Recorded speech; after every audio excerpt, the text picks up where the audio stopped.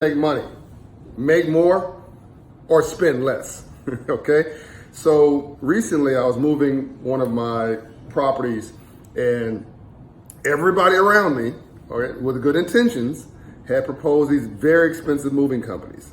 I mean, very professional, they're nice, all, they check all the boxes, right?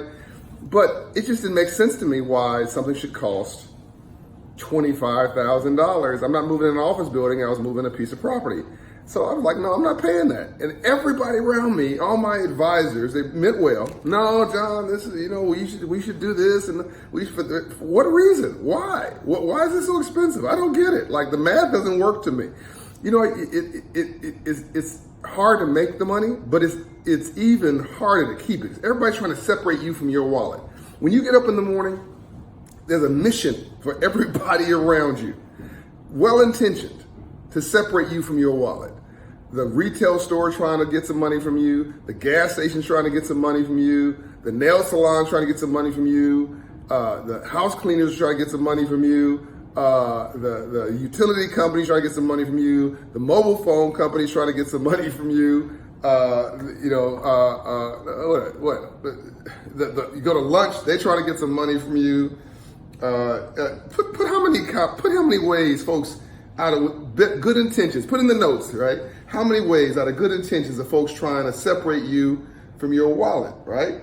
Put it in the notes here. I want you to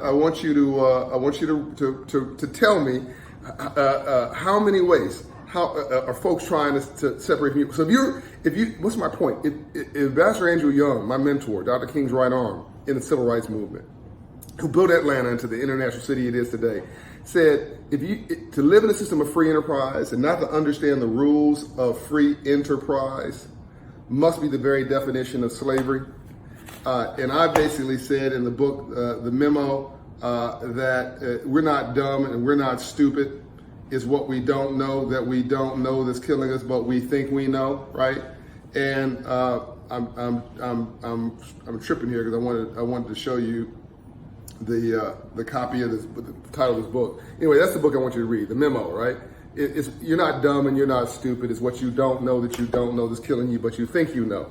So if you're not financially literate, if you don't understand the language of money, if you don't understand that it's business, not busyness, that paying for Mercedes at 2% is smart, but paying for a Mercedes at 18% interest is actually Mercedes payments, not a Mercedes, and it's a mobile bomb, it will explode. And that everybody, that's why folks who win the lottery, 70% of folks who win the lottery go broke, right? File bankruptcy. That's why most folks who even get these big professional sports contracts go broke, because no one taught them the language of money. They're not dumb. This is what I'm trying to do. That's why I believe this is the new civil rights issue. I call it silver rights, because I didn't pay that $25,000 for a moving contract. I paid a fraction of that. I'm not getting into my business, but I'm talking about like $6 or $7 grand, which is still a lot of money. But I was moving a lot of stuff in this one property to another property. But it was, what's that? A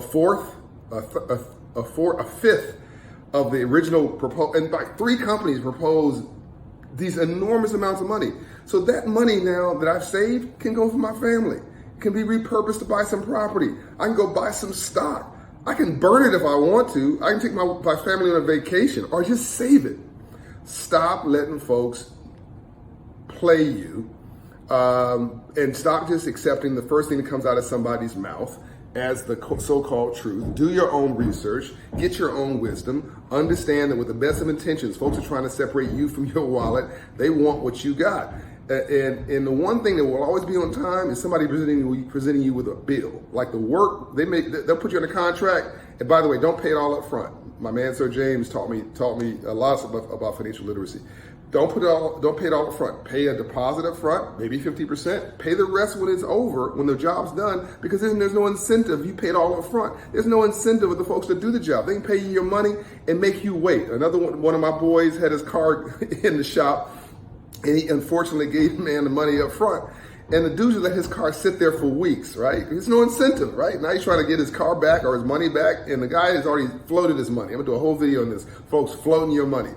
Which means that they're taking your money, living their lifestyle, or worse, paying another job, getting another job done because they're overextended, and your job's sitting there because they don't have the money for your job, well, they're focusing on somebody else's job that somebody else paid them for. They use that money probably for your job, and they use your money for another job. And see what I'm saying? It's just a crap show. Okay, even my dog's ready for me to stop. All right, I'm out. Love and light. Hope you enjoyed this. This is another episode of John Hope Bryant and the Civil Rights Movement. Go see Operation Hope. Follow these pages. Follow at John Hope Bryant on all social media platforms. Follow Operation Hope. Follow Hope Global Forums. Follow Promise Homes Company. And even King is going to follow. And let me know what else you want me to talk about in this series. I'm out. Love and light.